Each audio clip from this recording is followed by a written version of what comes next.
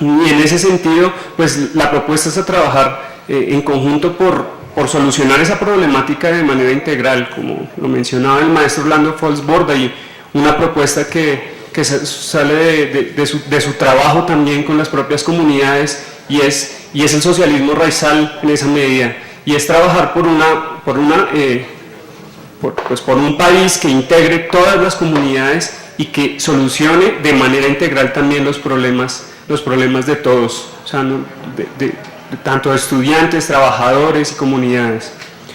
En el marco de la campaña de Tejer Libertad por la Libertad del profesor William Javier, pues les queremos hacer una invitación.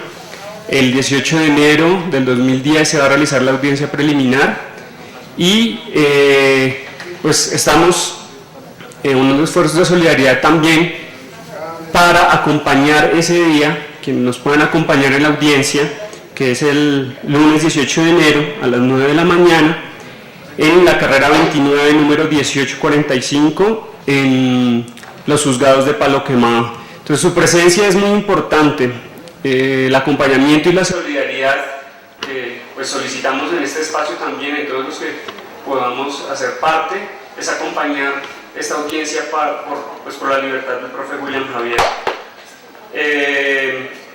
Se están recogiendo cartas de apoyo dirigidas al juez. El señor se llama el doctor Álvaro Laureno Gómez Luna, juez tercero penal del circuito, referencia radicado número 2009-423, carrera 29, número 1845, bloque A, oficina 104. Entonces esas cartas, pues para los que deseen participar, las estamos recogiendo en la Universidad Distrital y en la Asociación Distrital de Educadores.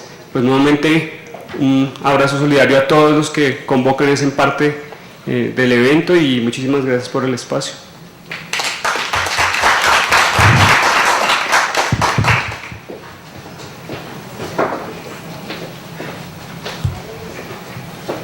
Como no tengo acá tu nombre, por favor te presentas y...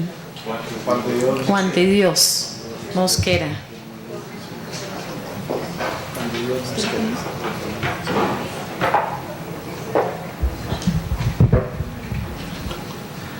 Buenas tardes a todos y todas. El Movimiento Nacional Cimarrón es profundamente solidario y acompaña las reivindicaciones y las denuncias de los hermanos raizales de San Andrés, Providencia y Santa Catalina y de los hermanos de la Organización Campesina del Alto Atrato, lo mismo que del conjunto de las comunidades del Pacífico colombiano.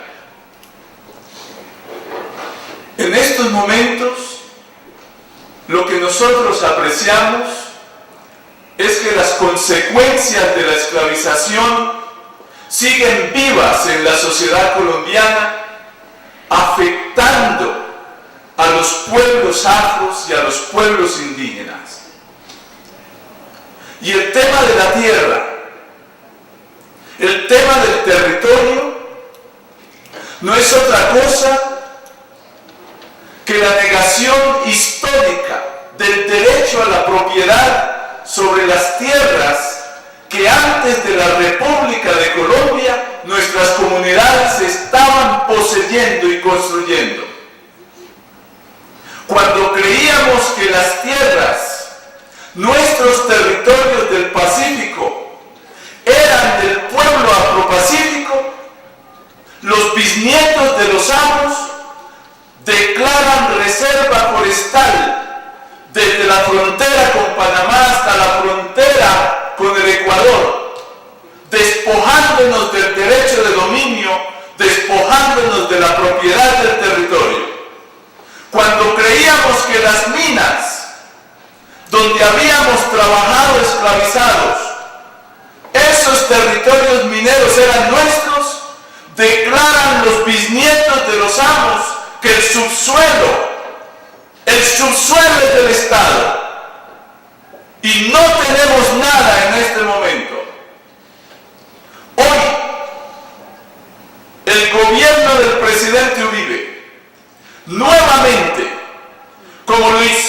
hasta comienzos de siglo está entregando grandes concesiones de nuestros territorios forestales y mineros a compañías transnacionales asociadas con las compañías nacionales.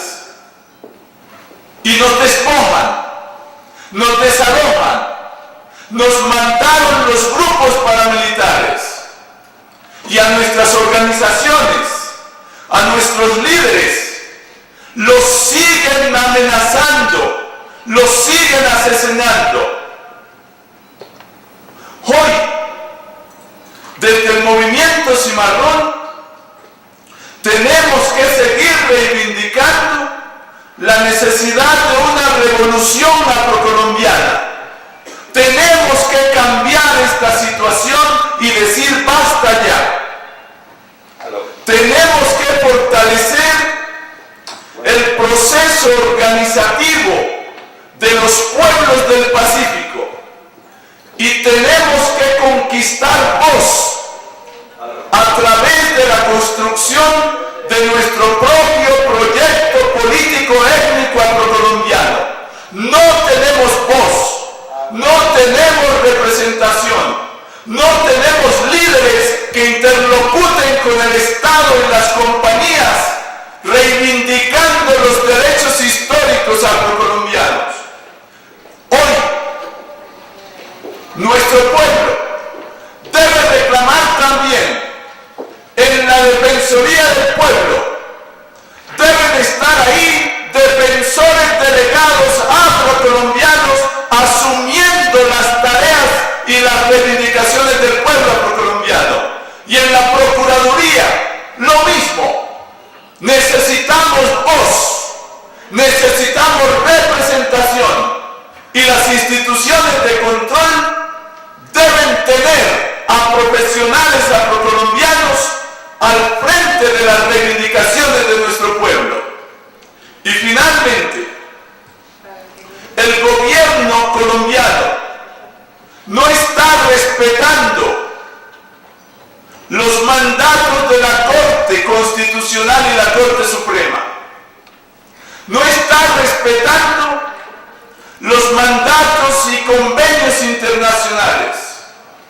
Y no está respetando la Ley 70 y el resto de legislación para la protección de los derechos étnicos afrocolombianos. Tenemos que ponernos de pie en este país.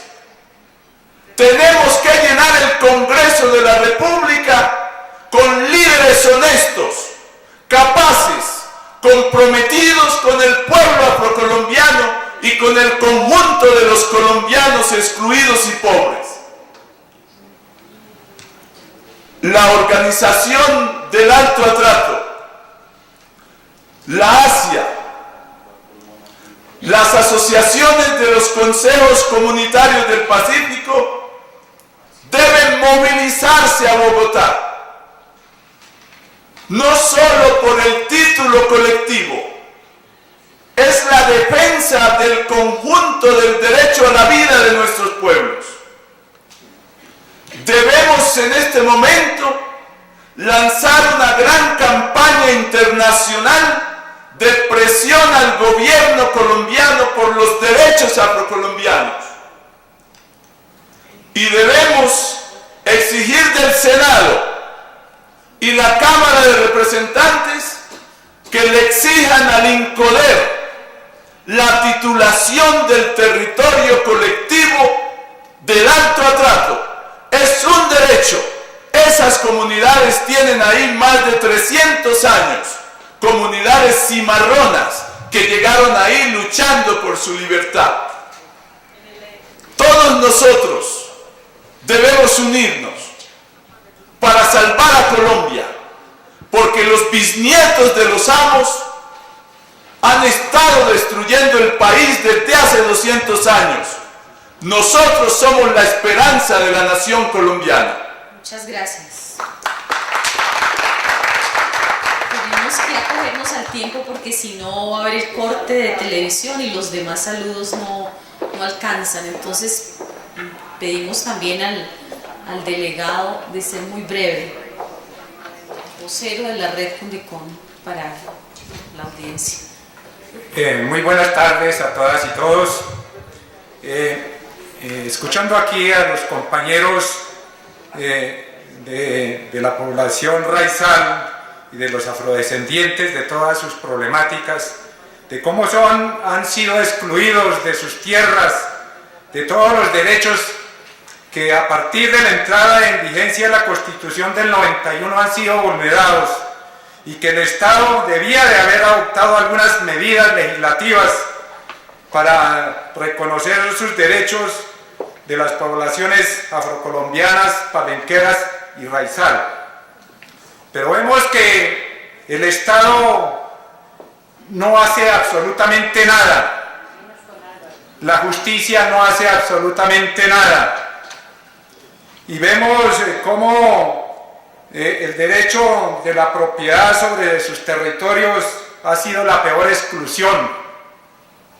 Vemos en materia de vivienda, debido al desplazamiento forzado, que también son víctimas en algunas partes, como en San Andrés, por parte del sector financiero colombiano, que también los expropia de sus viviendas.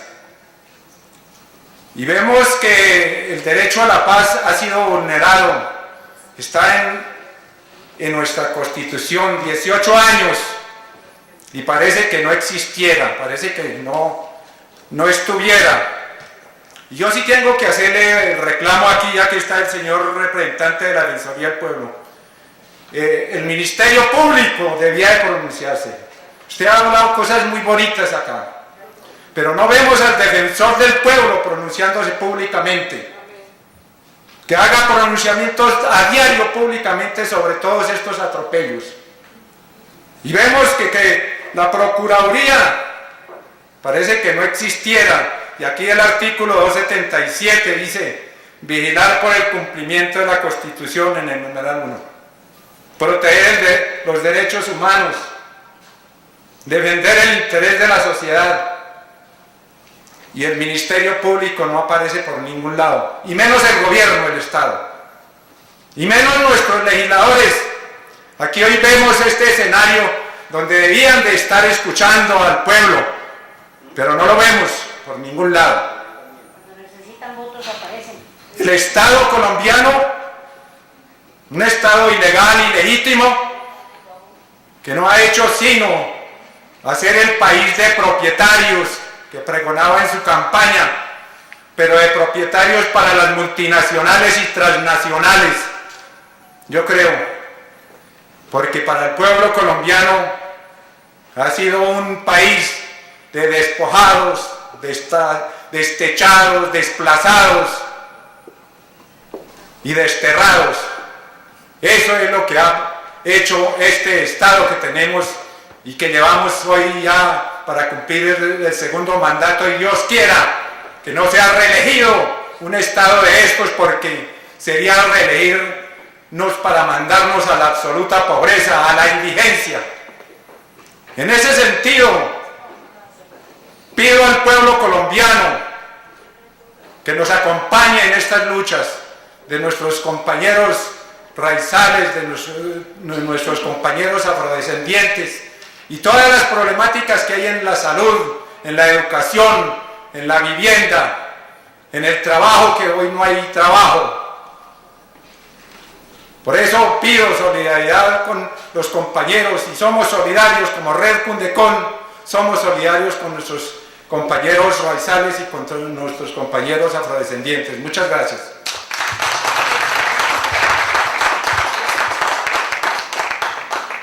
Hay una serie de cosas que se han mencionado en la audiencia que, como dije, ya habían sido documentadas.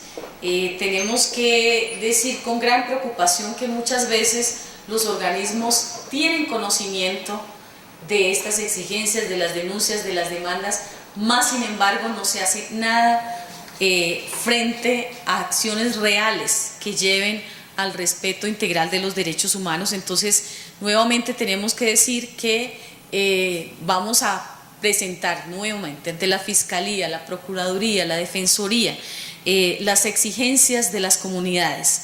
En este tema del cobro de los impuestos de valorización a la población raizal, esto fue mencionado en la audiencia raizal que se hizo en San Andrés, y hay un compromiso en ese sentido de proponer un proyecto de ley que impida la expropiación por parte del Estado colombiano del territorio raizal.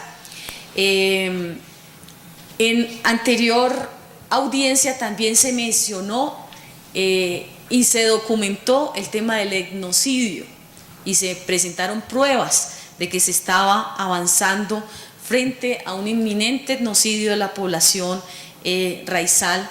Y en este sentido tenemos que decir, bueno, han pasado meses de documentación sin que se tomen acciones contundentes para evitar que esto siga ocurriendo.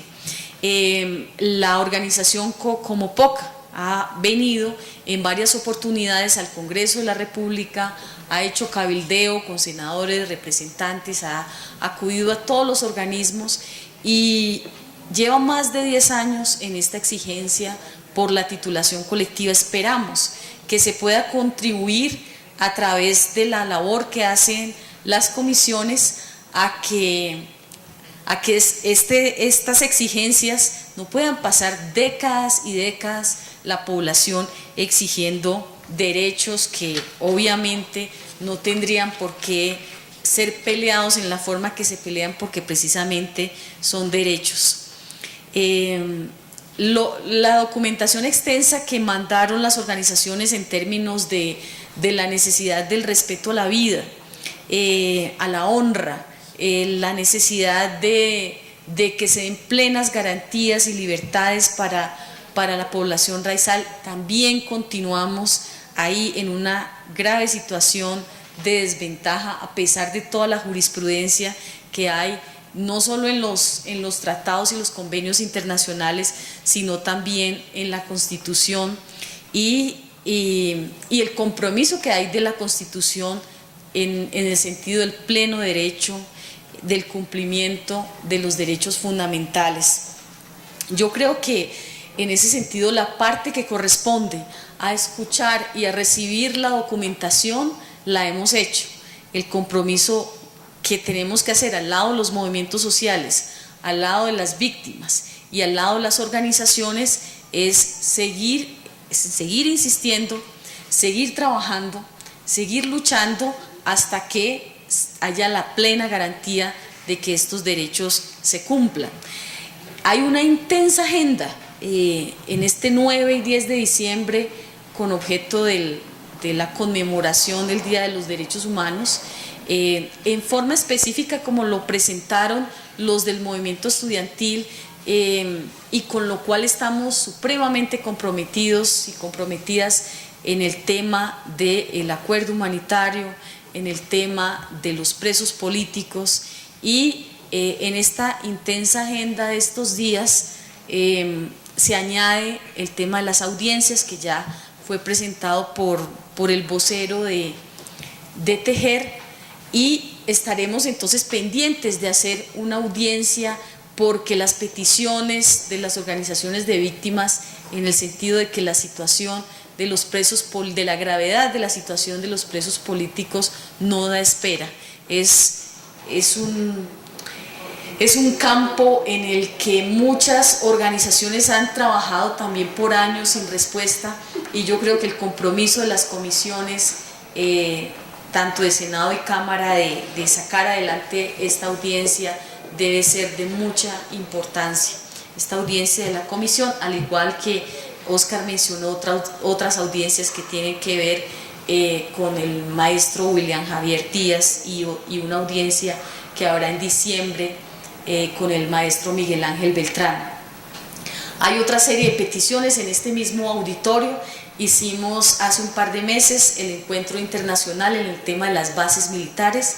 Hemos comenzado ya a recibir una serie de denuncias y de preocupaciones en el tema de las bases militares. Es por eso que se organizó un grupo internacional de monitoreo a las bases que apenas ha comenzado su trabajo, porque frente a la dimensión de otras violaciones a los derechos humanos hemos quedado realmente sin la suficiente capacidad para responder a lo que se ha planteado en el tema de las bases militares.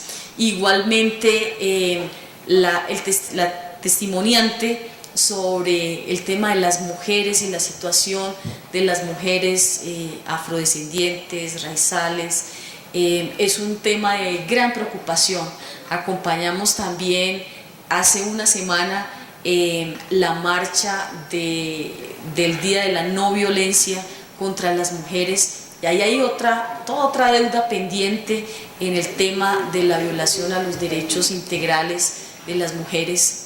Hay una audiencia que se va a dar en el tema de los campesinos, y yo creo que lo que nos llama es a trabajar muy cercanamente con organizaciones, movimientos, organismos, y hacer balances reales de entrega de cuentas por ejemplo, entrega de cuentas reales de aparatos como la Defensoría del Pueblo, reales de cuáles son las propuestas y qué es lo que se ha hecho frente a esa grave situación.